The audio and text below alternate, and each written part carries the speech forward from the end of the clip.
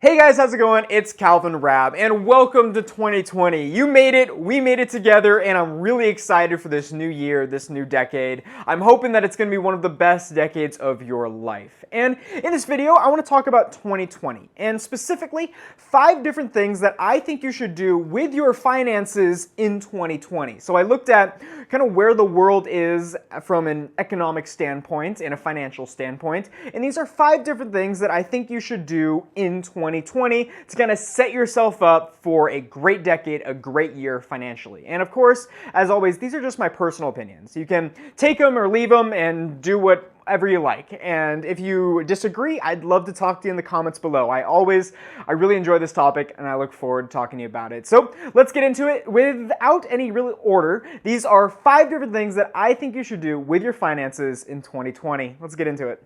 And if you're new here, my name's Calvin Raab. I make videos all about personal finance, so if you're interested in anything like that, I would love it if you would subscribe. So the first thing that I think you should do with your finances is get out of risky stocks. So it's no secret that there is an impending recession. No one knows really when it's going to come, but it's important to prepare. And I think 2020 is the year to prepare for that recession, and maybe it will come in 2020. So I think you should get rid of some of your risky stocks. And if you are in some risky stocks, but you think they still have growth potential, then you can always sell, maybe just sell half of them, or maybe sell 2/3 of them and keep 1/3. That way, if there still is growth, you can benefit from it. But we know that in a recession, generally risky stocks will take the deepest dive, or if you're heavily invested into one particular company, you're all in on Amazon, you're all in on Apple, or all in on really any tech stock, think about kind of limiting your position on that particular company and kind of getting rid of a lot of the risky stocks and starting to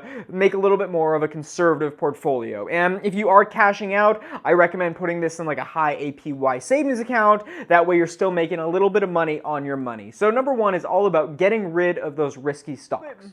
Number 2, and this one isn't so much do this with your personal finances now, it's more of a learn about this so that way in the future you can do this with your personal finances.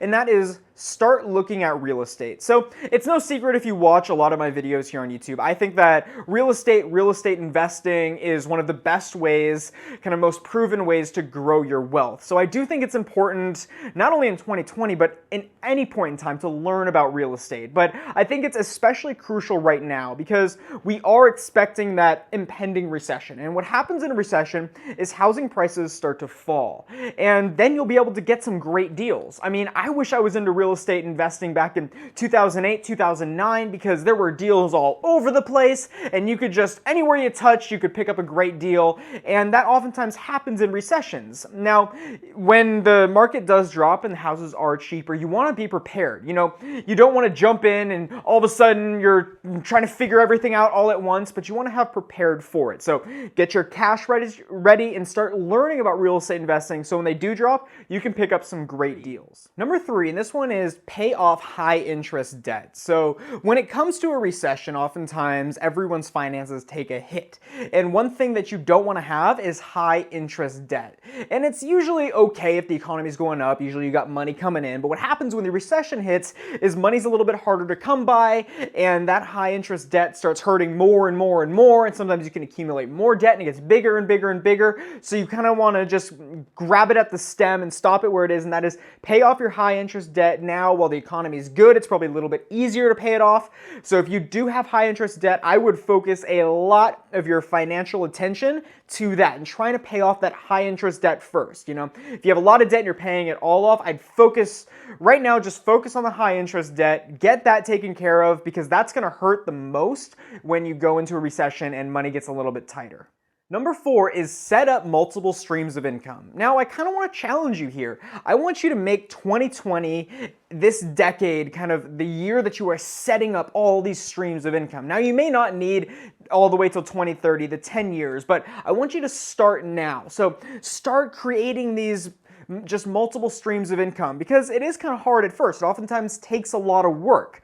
But once they are set up, they can bring you in cash flow. Maybe you can retire later, and just a great thing to have, especially if when the recession does hit and you have multiple streams of income coming in. Then if you lose your job, it's not the end of the world because you have these other streams of income coming in. And oftentimes, if maybe it's a passion project or something that you're very passionate about, something that you've always wanted to do, then it can take over your real job and it can just be a great situation. So I highly encourage you in 2020, if you've had any itch to start any business, maybe you've got this just idea kind of mulling around up there and it's been just sitting on the back burners for the past few years. Well, I encourage you in 2020, maybe today, maybe tomorrow, just to start looking at it much more seriously. Just write down an idea. Whatever's in your head, just write it down and maybe just start doing it, because you never know what it's going to turn into. So maybe it is a business, maybe it's something like a blog or a YouTube channel, maybe it's some e-commerce store, maybe it's just anything that you're passionate about. Maybe it's a home-based business or anything like that. So I would just start looking into this. Maybe it's simple as investing. There's so many different things you can do. You can check out the video I made about different income streams you can start today if you really want to jump on it.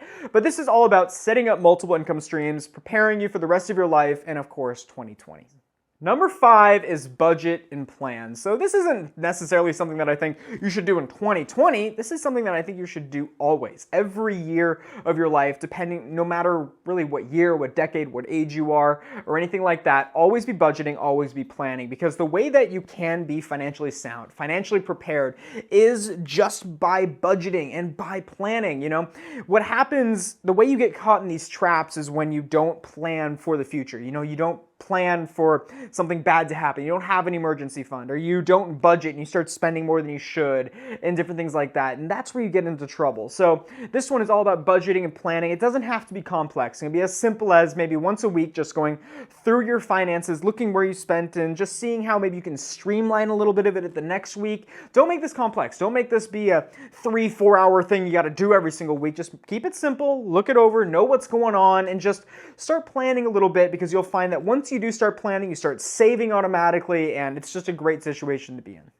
All right, so that will wrap it up. Those are 5 different things financially related that I think you should be doing this year in 2020. And I'd love to kind of get your feedback on this. Is there anything else that you think you should be doing with your money in 2020?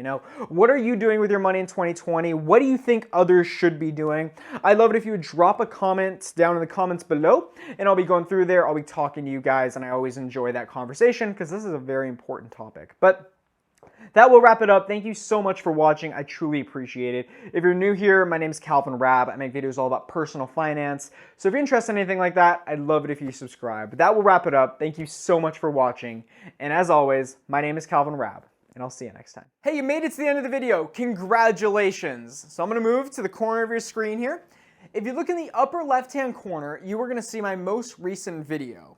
And if you look in the lower left-hand corner, you're going to see a video that YouTube and I each think that you would like. And if you haven't yet, you can hit my face right here and subscribe. As always, my name is Calvin Raab, and I'll see you soon.